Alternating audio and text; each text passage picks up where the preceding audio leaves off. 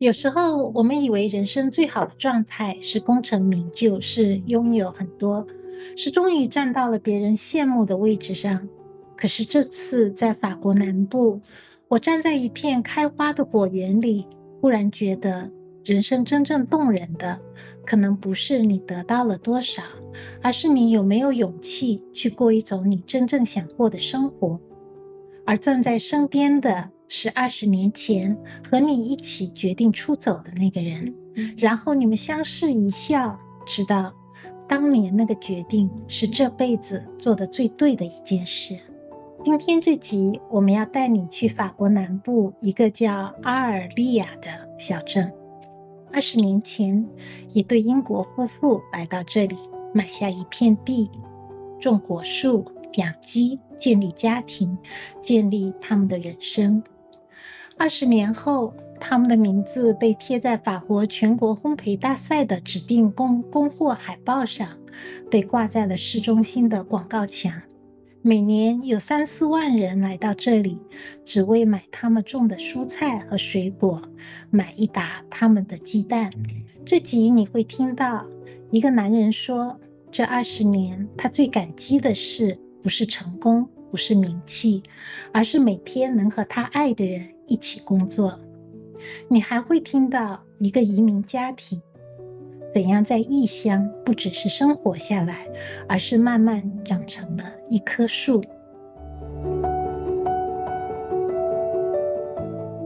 我刚从法国回来，哎呀，好羡慕你！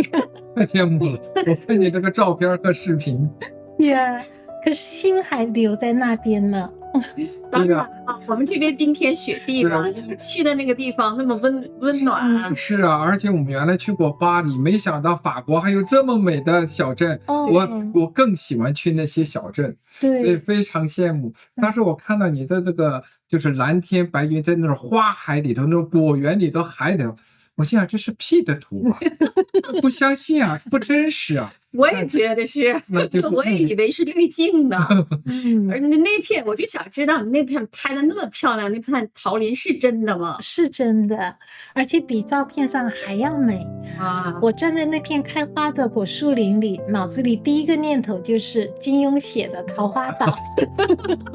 那可是电影，那老是道具啊。对，我就想金庸写的《桃花岛》大概就是这个感觉吧。肯定很大一片。对，当你走进去，你觉得这不是真实的人间，是某个童话里才会有的地方。所以大家这个小镇阿瑞利亚在法国阿瑞利亚大概要记住这个。那你给我们介绍这个小镇。对，我也特想知道。这样子我们大家都会去看看，都去感受。下次我们一起约着去。对，这个小镇呢是在法国南部，它是属于朗格多克鲁西永的大区，靠近地中海。从Montpellier 开车大约1个小时左右。这一带呢是法国著名的葡萄酒产区，路两边全是葡萄园，很美啊，各种小酒庄，非常非常的美。而 Jim 和 Sarah 的农场就坐落在一座山脚下，天气晴朗时向南望去，可以看到比利牛斯山脉，山顶全是积雪，在阳光下白得发亮。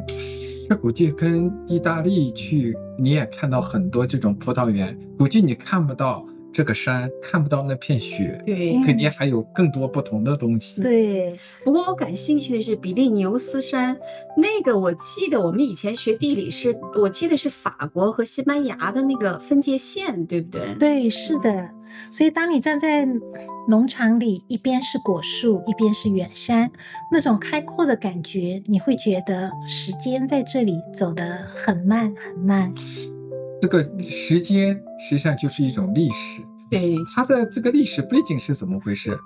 这个地方的历史非常的悠久，因为Languedoc在这里是有古罗马时代的遗址，可以追溯到公元前1世纪。这片土地已经有2000多年的历史了，很长久呀。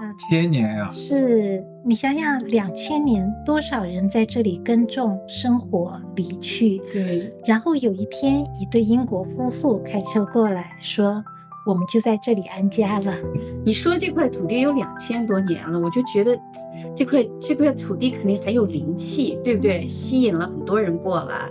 对，这就是说他等到了2000多年，然后那个2000多年过去以后，那个 Jim 和 Sarah 来了，等对了这对人。对，我也是这种感觉。现在我们可以来听一听 Jim 和 Sarah 的故事，听听他们当年是怎么来到这里的。好呀。Hi Sarah and Jim. Nice to meet you. Thank you for accepting us today. We saw you have a beautiful farm here. We have all the blossoms with the peach, cherry. You have a beautiful fruit and the vegetables in here. Thank you very much. Very welcome. So, would you like to share with us a little story about yourself? I know you were originally lived in England, UK. What did make you to make the decision to leave UK and then come to France and then chose southern France as the farm place for your home? So I was a farm manager in England, and I'd always wanted my own business. When I'd been a student, I gate crashed a lecture that wasn't on my course about the opportunities of farming in France, Italy, as a young farmer, and that lesson I'd always stayed with me.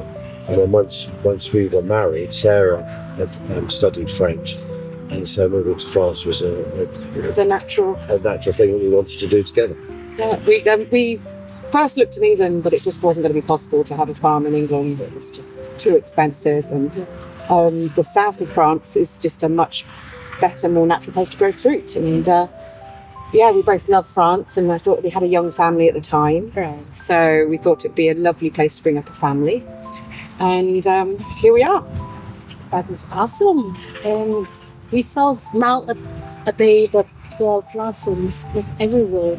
But what does the land look like when you first landed on this farm? What is the first image or first impression to you when you stand on this land? Well, I was certainly very daunted and scared. I mean, I've been working in the city before, which, very high pressure jobs. I was desperate to get out of that and have a life, in nature. But when we first arrived here, I have to say it was a little bit scary, but exciting. What do you think? Yeah, it was. Yeah. It was, what have we done? Yeah. when we first bought it, I mean, it was in fruit and vines when we came, and I'd grown tree fruit before, but it was not having any contacts. It was all to be learned. Yeah, I guess there must be lots of unknowns, uncertainties, challenges in front of that. What is the most challenging time in all these 20 years? Is that after you settle down in here as the farmer? Well, it's like you were saying, it's a mixture, isn't it? Of when we first moved here, there was the challenges of the language, the challenges of the fact we didn't have any contacts. I don't know if you... It's cumulative. It's all to be learned. It's all to be, I've never grown peaches before. It's cumulative. The finances, it wasn't easy. No, it takes a few years to get a business going. But also it's different. I mean, from a farming point of view, it's completely different challenges. In England, it rains. Right. So you got humidity and, all the fungal diseases. Here, it was completely different. It's all insects and that are probably, it's a very different climate. And Climate change. Yeah, and the problems of water. I mean, water is much more challenging here. So it was different challenges. Mm-hmm. So with all these challenges, with all these unknowns and uncertainties at the beginning of the term, did you have a moment ever think of you want to give up? Never. That's great. Often.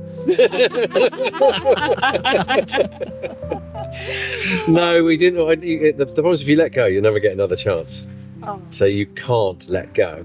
But there were times it was very, very difficult and not obvious which way we were going to go. But you just got to keep plugging away at it and hope that it comes right.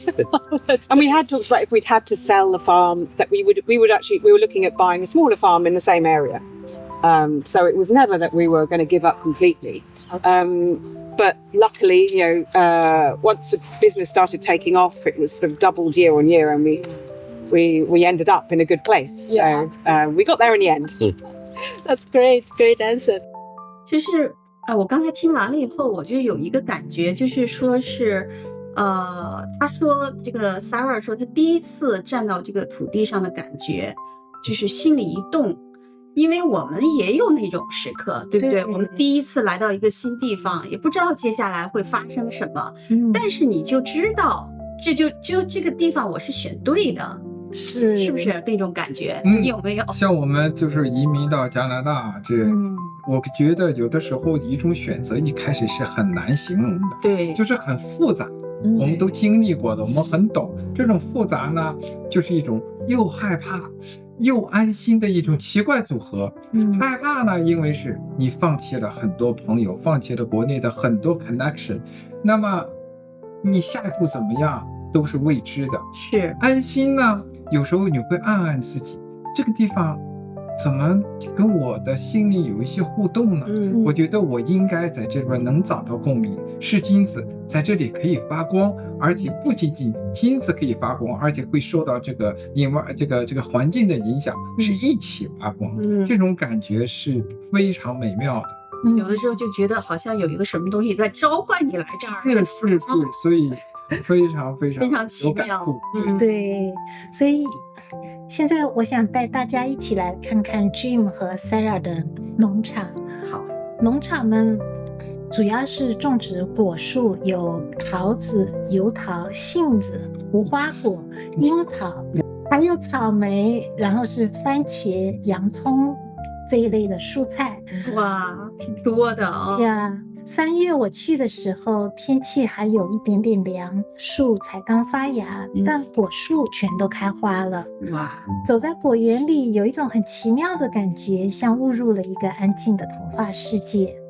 桃花的颜色有些深，有些热烈，但杏花是那种白里带粉，非常的精致。无花果有意思的是，无花果本身就是花，它开在果实里面，你看不见，但它在。哦，真的啊，它是开在里面的啊，所以叫无花果。哦，哇！然后他们还养了鸡，每天都能收400-500个鸡蛋。哇，那挺大的一个农场。哦。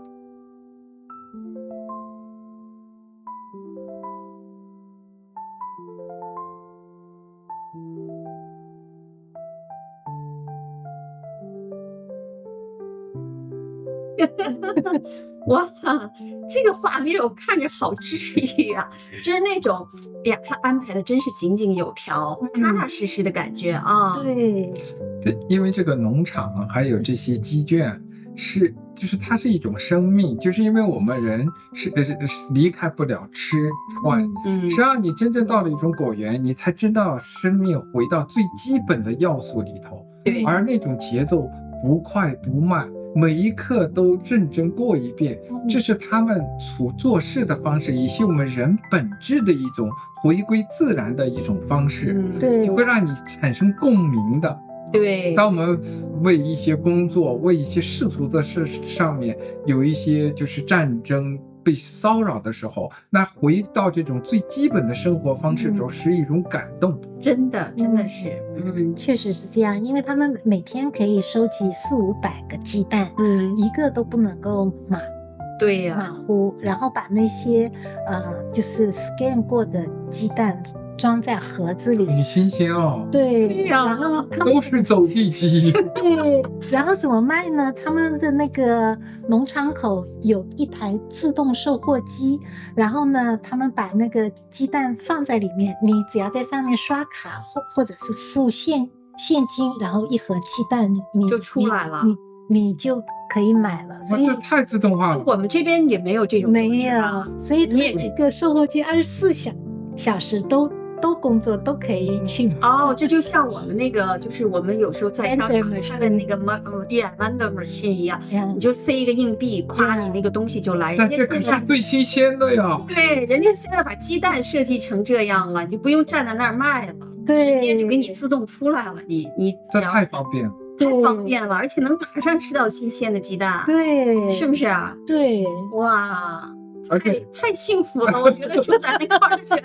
而且呢，这是对周围的人对这里有足够的信任。对，因为呢，他们知道这台机器里的东西，他们买过，买的是一种 organic， 买的是一种信任，对，买的是一种相信，买的是一种舒服和心安啊。对，所以信任是最贵的东西。他们用20年建立起来的，就是这个，也就是前一天下的400-500个鸡蛋，通常半天就卖完了。哇！还有客人埋怨买不到，说那边的蛋传少了。就是这一天为什么不多生几个呢？对啊，实际上这种抱怨是世界最好的赞扬。哎，他那个大概有多少只鸡在那个农场？就是400-500只鸡，400-500只鸡，每天大概是一只鸡一个蛋。对，但是我们临走的时候，他们刚刚又买了500只的小母鸡，那就扩大了。对，他是准备替换一批上的年纪的鸡，老母鸡。因为这里还有一个很多人不知道的小知识，也就是说，新产出来的鸡蛋呢，如果没有被水洗过，你是不需要放在冰箱里的，大约可以保存大约24天左右。不错。因为蛋壳表面它有一层天然的保护膜，然后我们现在超市里看到的鸡蛋呢，你看那么干净，因为它都被水清洗过。当你一被水清洗过了以后，那层膜没了以后，你才需要冷藏。哇，大家记着，这个鸡蛋还有保护膜啊！对呀，知道，我也是第一次知道。这是最贴近生活的。为什么？就是这些农场有生命力，就在于这儿。对，你看我们活了这个年龄了，到现在也才是知道这个知识。就是你在超市里买那个鸡蛋，其实那层膜已经被洗掉了，所以要放冰箱啊。所以它那个不把膜洗掉的话是更新鲜。对，你可以放在外面，不需要就不要放到冰箱了。对。然后呢，今天学到这个了。对，夏天采摘季的时候，方圆1个小时车程的人都会过来。他们每年大概可以接待3万到4万人次的人，挺多的了。包括当地的居民，然后还有一些旅游团也来，然后包括一些媒体也会来他们那边采访。所以他们的农场呢，就有一个名字叫 Top Fruits。我喜欢，我属猴的，我喜欢 fruits， 而且 Top Fruits 又简单又真实又贴心。Top Fruits， 我觉得我要是翻译成中文，我就直接翻译成顶级水果。就是这个名字就像你刚才说的，又简单又直接，是不是啊？对。其实能做到这个规模呢，除了有专业技术，就是那个用心呐。人最害怕认真，而这种认真呢，又是发自内心的一种爱的认真。对，就对土地的爱，对土地的认真，然后土地就会回赠给你，是通过人与人之间的信任。所以你别看这种很小的一个农场的故事啊，很感动。对，然后你说到这里呢，我就很想聊一个话题，就是他们怎么从一个普通的小农场到今天这个人尽皆知的 Top Fruits。其实是有一个非常具体的转折点的，我们可以来看一下 Sarah 她是怎么说的呀？我想听听。我也是想听听。Okay, so we were just talking about for the first few years there were so many challenges as becomes a farmer in a totally strange or not familiar country or place to be the the farmer. What do you think is the real turning point in all these 20 years to change your farm from a relatively small one to nowadays well-known top fruits farm? For me, I think it must be the decision when we decided to become a pick your own and deal direct with the public. Because before, initially, we were selling wholesale and we just weren't making, it was never going to make ends meet. We were never going to succeed. And so we made a decision quite early on to, we're going to sell the fruit off the trees, do it pick your own. Yeah. And it was the best decision we ever made, don't you think? Yeah, dealing direct with customers, it plays to our strengths as well, with more people, people. And it was nice having people on the front. Yeah. No, once we started that, then we knew we were on the right track. And it's a tourist area. There's lots of, and we've got summer fruit. It just really fell into our hands. It worked. That is great. So, but before you come to the farm, was running a farm the same image as what you ever thought about it? Well, for me, I think it must be different to you because you were already in farming. For me, I hadn't quite realised how all-encompassing it's running a business. It's not just growing, it's running a business. So you've got the actual physical work of planting and dealing with the crops. You've got the cerebral side where you've got to make all the strategic decisions. You've got to decide on the marketing, the pricing, but then also you've got the direct sales. You've got dealing with customers and the customer contact, the people contact, which is lovely. Yeah. So it's immensely rewarding. And I kind of figured it was just going to be the growing bit, but no, it's so much more. It's like running the whole business. Yeah. Yeah. Exactly. Yeah. Just from a farming's perspective to running a farming business. Yeah. But it's all jumbled up together. Life and business and work it's all one thing. Yeah.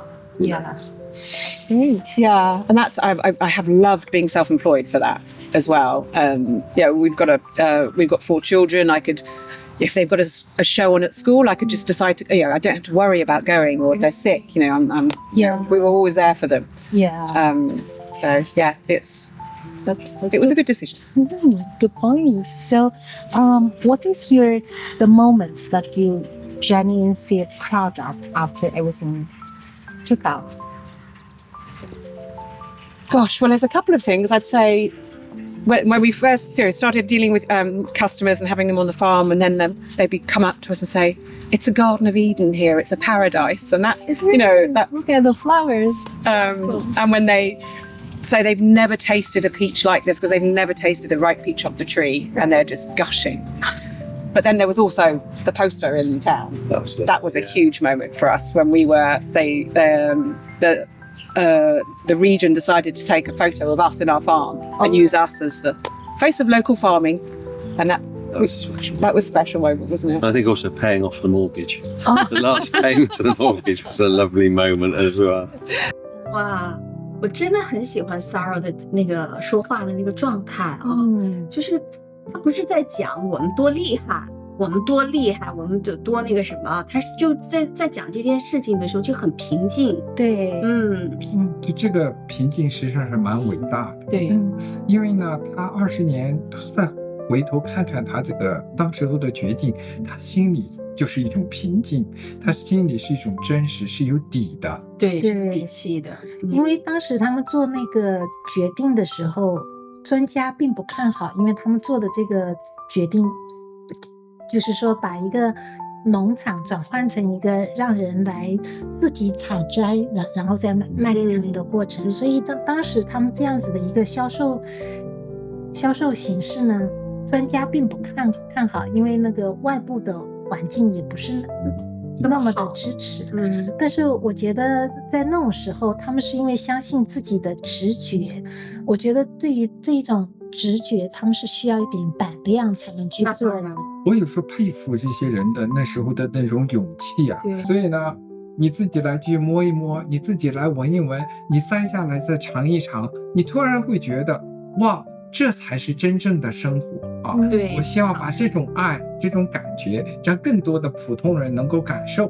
对，他这种价值观很好。对，而且他坚信能成功，因为他觉得人是最接近自然的，最喜欢这种真实生活，所以他也就有回报了嘛。这就是很多人，就你刚才说的，开车1个多小时的人都要过来，就一年的回来。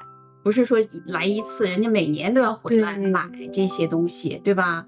你说白了，你说比如说咱举个例子，你就说草莓吧，你到哪儿买不到呀？你也可以买到 organic 的在商店里面，对不对？最多就是多花几块钱的事儿。但是就是说你去了那个地方，去了人家那个农场，你弯下腰自己把那个草莓摘下来，放到篮子里的那种感觉，那种快乐是别人给不了你的，是发自你内心的。我就也记得我带我们家小孩，他们小的时候带他们去果园里面去摘苹果、摘草莓，那这不单是小孩，你大人也觉得很快乐、很放松。是，对，特别那个鸡蛋，那个我就想买一个鸡蛋放到20天它不会坏的。对，所以呢，这种有灵性的一种光的东西，所以人会感激的。对，所以呢，专家看数据，但他们读懂的是顾客的心啊，对，不容易啊，这种直觉。然后后来2024年的时候，法国举办了一场全国烘焙大赛，名字叫最佳烘焙师。这是一个在法国非常有声望、媒体关注度非常高的比赛，代表着法国美食文化的最高荣耀。本身人家法国的那个烘焙的这个就非常超前，在全世界都是在前面的。对，他们还要去参加这个比赛，我觉得好有勇气。不是他们去参加比赛，是说大赛的组委会在全法国选了一个农场作为就是参赛人的食材供应的农场，所以在2024年的时候，他们的这个农场就被选中了，作为那一年的唯一的指定的食材供应的农场，唯一的，全法国唯一的，对，这一家，那一年，那就全法国就他们，那就说明他们人家的那个食材太受到人家那个整个的认可了，全部的认可，对他一种认真的认可，而且他从这个食材里头品到了那种认真和爱。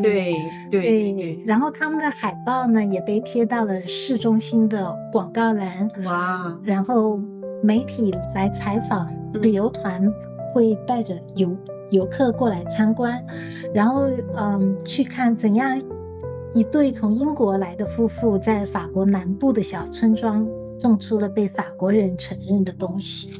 我觉得这不仅仅是一种商业的成功，是一种认可，是对你这种放弃原来的生活，就是对移民呀，对移民的认可。你有勇气，你有直觉，能够体验到这种成功，对这种方式的这个价值的一种认同。对，所以呢，我在采访里特意问了他们，当他们第一次看到自己农场的海报挂在市中心的时候，他们想的是什么？很有意思。对，所以有意思了，哇！那我们就看看。I just heard back in 2024, there is a best bakery competition in France. Has been taken place, and your farm has been chosen as the only supply farm to provide all the materials for that competition. That must be it was a surprise. It must be a surprise. So, may I ask you what were you at that moment when a call from the best bakery is coming in, and what is the first reaction after you receive that phone call? I remember I was sat at my desk doing something very mundane like the accounting, and she said, hello, it's so and so from M6, so it's like that's one of the major French TV channels. I was like, okay. It was quite scary, but I was very touched, proud that they'd contacted us, that they thought that they were looking for the best local producer of peaches and nectarines, because they wanted their bakers they wanted to give them the challenge of creating something out of peaches and nectarines. So, and it was farmers in this region they were giving the challenge to.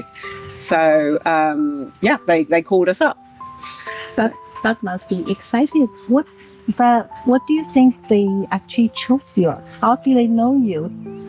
I think I asked her the question and she wouldn't tell me. I think it's because maybe it was our social media presence. We have quite a big following on social media locally. Maybe she looked at peach and nectarine growers on Facebook and Instagram, and we came up. I can't really work it out myself, but that is great. That means there must be lots of word of mouth spreading around about the top fruits in the southern France.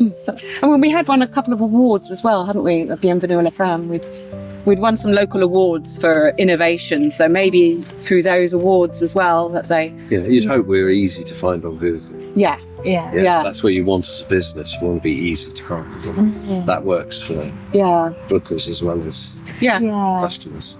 Yes. So, as you just mentioned, after that, there is a poster of your farm. This poster, your Sarah and Jim has been appeared on that poster, and that poster has been posted right in the middle of the town. So when you saw that posters in the middle of town, there are so many people can saw that posters every day. What's your first reaction? It was lovely. It was lovely. It was a lovely moment. I looked it up. I was there. It was a mixture of pride and also, God, I should have worn a different T-shirt. Yeah, should have changed your shirt. But yes, it was lovely, wasn't it? Yeah, it was lovely. Yeah. And it was up there for a whole week. It was a billboard up in the centre of the town for a year. Wow. So it was to encourage people to buy local. They were trying to do, but it was lovely. Yeah. So we chose. And I think that was a moment where I felt we'd really arrived. That we belong. If they're using us as a face of local farming and local produce, obviously they consider us part of, the region and the countryside. So it was must be a very exciting moment to see them. You actually appear in the center of the city. It was, and then when other people, all our customers, would see it and feel they'd be excited for us and excited by association. Right. They're like, oh look, it's Jim and Sarah. We go there. It kind of helped, didn't it? Helped make them even more loyal. Oh, that's awesome. So, do you see any change after that posters has been posted in town? Is there anything changed to the number of visitors to the farm, or is there any sales? Direct. Other than like I was just saying about customers being sort of they were proud to see us and proud by association. Yeah. And we probably did get a few more customers because of it. That along with the alongside the bakery program, that because it was all sort of a similar time, wasn't it? It all helps you. The higher profile, the more customers you're finding, the easier it is for them to find you. It's one of those things when if people keep seeing your name, eventually they'll be like, oh, we must go there. And try them out. So, right, definitely top fruits. Yeah, it's sort of like brand awareness, isn't it? Exactly. It's a brand name. Yeah, for the fruits.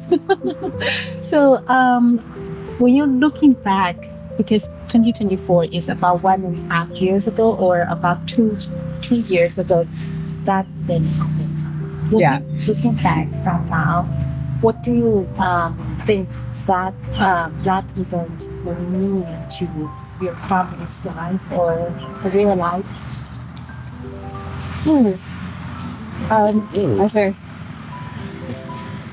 I think it's just one more nice event on a trajectory of nice events. So you try and remember all the good bits. You don't want to, some of the bits where it was difficult. It's nice to remember those things that to remember when. And I think it was lovely for our children to see it. I think they were very proud. And embarrassed. So Rose was proud, and because all her friends were noticing it. Jack was really embarrassed. It's like different ages, kids has a different reactions to exactly a famous family. 哇，他说我们被接纳了，这句话让我觉得好感动呀，因为我们同是移民嘛，对不对？他们就是被法国这么 top 的一个这个给接受了，我真是我们也觉得有点认同感，是不是？因为我们有这种渴望啊，特别是来了加拿大，我们有很好的工作，有政府工作、高科技工作，但我们被这个社会真正接纳吗？我们是被接纳了，但是还不够。这是移民最深的渴望，这是最难得的东西。对，就是你在一个地方住了很多年，但是你真正属于这地方吗？对，我们华裔大概是在加拿大7%的这个比重，而且工作都有做得很好，但是我们真的在被国会山这个接受，有7%的议员代表我们吗？还没有，就是这种接受，我们真正被这个地方接受吗？还需要大家一起努力，挺难的，不容易。所以他们用了20年，让自己真正属于了那片土地。我觉得不是土地接纳了他们，而是他们用20年的这种认真呐，赢得了这片土地的信任。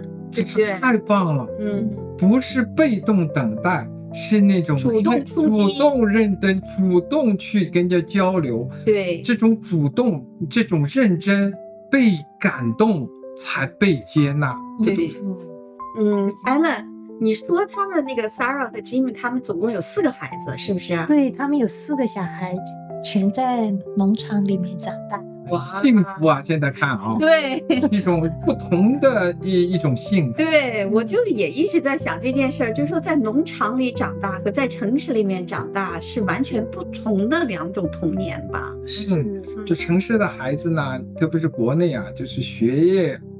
课外班呐，钢琴、跳舞、学说也很好啊。对，就是说，但是农场的孩子，他学的是另一种东西，是在玩摸滚打，在摘桃子、摘草莓，帮着收集鸡蛋的，也是一种学。对，可能是。所以我就想问问艾伦，你问他们了吗？他们的你在那个农场里面给他们拍这个孩子了吗？他们的孩子是怎么样子的？对，我没有拍小孩，因为小孩都已经长大了。但是我确实有问到他这个问题，我们可以来看一下视频。好的。I did heard you have 4 children has been brought up in this farm. What do you think the farm life provided to them when they're growing up in here? I think when they were younger, there was definitely a sense of space, and they weren't in any way hemmed in. They had a playground on their doorstep, just go outside and play. The sense of freedom. Sense of freedom with it. I'd like to think that as they grew up, and I think it's more being self-employed, but they grow up hearing about work and decisions and what we're talking about, and taking an interest in it because they've grown up with the farm as we have. Yeah. I think they've also obviously grown up with a natural understanding of the seasons and nature as well. I think I certainly know that William, when he comes, he really appreciates coming back to countryside after being in a city. He loves being around the nature. Yeah. But I don't. I think also they've seen it overcome challenges, the difficult times. So hopefully they've learned a bit of that tenacity works. Yeah. But you've got to stick at things to make it happen. It doesn't just fall into your lap like that. But Yeah, definitely. Because running a farm, you have to deal with so many unknown uncertainties, and there is all the challenges, which is totally out of your control. So I believe when the kids growing up, seeing other parents dealing with all these challenges, that definitely will plant a seed in themselves as role models for their futures, as how they deal. But they may well, I mean, you don't know with each of them, they're all individual characters, but they may well also grow up not wanting to have challenges that they have no control over. Yeah. There's the other side. Yeah. It's not for everybody, waiting for the weather to be right or the insects to come or whatever it might be. It's not for everybody. I think also that when you talk about role models, I think us as a couple, I think I'd hope that they've got a good example of that, because we work absolutely together, and we make all our decisions together. And it's not, I would hope that that's a good role model for them. Yeah, definitely. Particularly in this day and age with the internet and that influence, that they're actually seeing some positive family, a stable family in where it's equal. Exactly. Yeah. In fact, that's the best bit. Yeah. That's the best bit, apart from John Deere. The best bit's working with Sarah. 哇，他说夫妻共同撑起了一个不论风雨都能充满的家。哎呀，我觉得这句话说的太好了。我觉得这是 Sarah 所有的话里最重要的一句话。对，因为这不是结果，这是一种选择。而我们每天都在选择，无论发生什么事，但是选择多么不同，我们这个家里都有爱。孩子看见的不是一个永远在顺境里头的家，而是看到孩子就是父母在怎么艰难的环境之下共同携手抵抗风雨，对，仍然坚持互相爱护、互相支持的这种爱，就在他们的心里头扎根发芽了。对，你说的对着呢。是的，我也在想 Sarah 说的那3件事，一个是给了孩子自由的空间，第二个是孩子知道了自然的规律，然后以父母为榜样，看到父母怎么样在风雨中相互挟持。对，其实这3层是一种层层递进的，自由是给了孩子舒展的空间，自然是给了孩子对世界的敬畏，而父母那种协作与爱是给了孩子最深的安全感。对，这是最丰富，这是最好的知识，这是最好的礼物。所以就觉得好像有了安全感的孩子才能够内心里才能拿到真正的自由啊。有一句话说得好，就是你刚才说的让我就是很有感触。很多父母嘛，就是为孩子还是考虑很多，对，有给孩子买课啊、报班啊，想给他们提供就是额外的竞争力，想法是好的。但是从 Sarah 给孩子的东西是更底层的东西，更能够有内驱力的东西。那他这个让他们从小到大知道这个世界是可以信任的，这是一种自由，这是一种爱，因为他们从小就生活在一个可以信任的，在风雨中可以携手共度、相互信任的这个家庭里。对，这是内驱力产生的根本源泉。对，是的，而这一切是土地给他们的，在这片每年开花、结果、落叶、再开花的土地给的。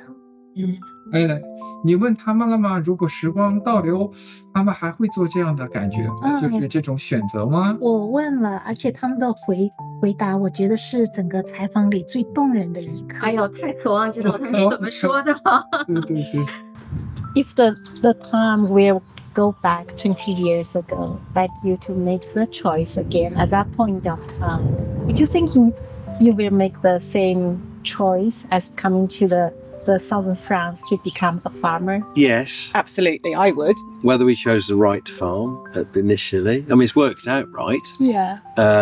Whether that was a good decision when we borrowed to the max. Yeah. And that was hard for the first few years. Yeah, that's never the best idea. But then sometimes your reach has to exceed your grasp.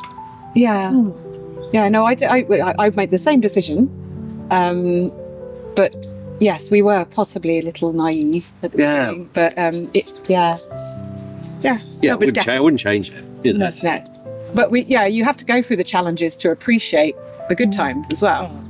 If it hadn't been hard at the beginning, if it had all been too easy, you wouldn't appreciate it. But you also have to have something that works at the end. Yeah. To make the difficult times worthwhile. Yeah. That was striving, not failing. Yeah. Yeah, and it's a thin line between those two. That is a great advice. So at the end of this interview, is there any final words you would like to provide to all the audience to us? I'd say, following on from what we were just talking about, we were in our 30s when we made the move here. And it really was following our dreams. And just do it when you want to. Don't leave it. Don't leave it too late. Because I'm not sure we could do it now. Well, we're in our 50s now, and I'm not sure we'd have the energy to do or to go through what we've achieved. But yeah, just follow your dreams, make it happen. Don't wait. That is a great advice. Advice. Thank you so much. Thank you. Thank you. Thank you, Jim. 哇，那两人简直说的就是一个人说的，对，就是异口同声。他们坚定地说会，没有一秒钟的感觉，那种坚决让我感动。哇，我也觉得是，就是这种笃定啊，是需要岁月换来的。但是最让我感动的是 Jimmy 接下来说来的那句话，他说这20年来他最感激的就是每天能跟 Sarah 一起工作。哎呀，我觉得那种太好了。夫妻两个一起生活，一起工作啊，太幸福了。每天能和你相爱的人一起工作，一起处事，这估计是很多人一辈子求之不来的事情。对，虽然简单，越简单的事也不见得就能做得那么坦然。但是你话说回来，有的时候夫妻两个有时候在一起工作，还容易产生口角呀，或者吵架呀。但是你看人家夫妻两个互相扶持啊，对，口角呢也是一种扶持的一部分，关键你要渡过去啊。对，这个我很羡慕。对，我也羡慕。是，而且当 Jim 说这句话的时候，Sarah 就站在他的旁边。我当时看着他们，觉得这才是所有梦想成真之后最深处的那个答案，并不是我们成功了，而是我们一直在一起。然后 Sarah 还说了一件事，他们非常庆幸当年做了这个选择，因为他们说，如果把这个选择放到今天，放到现在这个人生阶段，也许他们不会这么选。这很理解，就是年纪越大了，顾虑的东西就越多，顾虑越多，胆子反而越小，没有那么大的勇气了。所以这说明啥？梦想一定要趁早。那你还有勇气的时候，对，不用考虑那么多的时候，对，不要惧怕。他说这句话是有底气的，因为他知道那个不惧怕之后是什么在等着他们。土地不会骗人，那是一种真实在的。你认真对待它，它就会回应你。这是他们的坚信。而这种他们说的这种土地，这个庄园，其实就是人生。对，说得很好。而且他说这句话的时候呢，不是他年轻的时候说的，而是就是现在走过了这20多年以后，再回头说，这个分量真的就不一样了。是的。那天离开农场，我一直没有回头看，并不是不留恋，而是因为我知道那片花树还在那里， Jim 和 Sarah 还在那里，那种气息会一直随着我回来。那你还想回去吗？当然了。而且你这种气息会带着我们周围所有的观众去那个农场，去找 Jim、Sarah 一起喝咖啡，一起跟他聊天，那就是生命最珍贵的礼物。在一起吃人家的桃和煮鸡蛋。所以这个节目非常触动了我。如果是您在这个今天受到了某些触动，请欢迎在留言告诉我，你有没有当年做过到今天仍然庆幸的一种选择？有没有一个梦被你放在了某个以后再说的抽屉里？也欢迎把这集分享给正在思考人生下一程的朋友们，并点赞、订阅、打开小铃铛，这样就不会错过我们下一个动人的真实故事了。最好的生活不是看起来多耀眼，而是多年以后再回首，你仍然会说我愿意这样再活一次。这里是远方的人间，我们下期再见。下期再见。再见。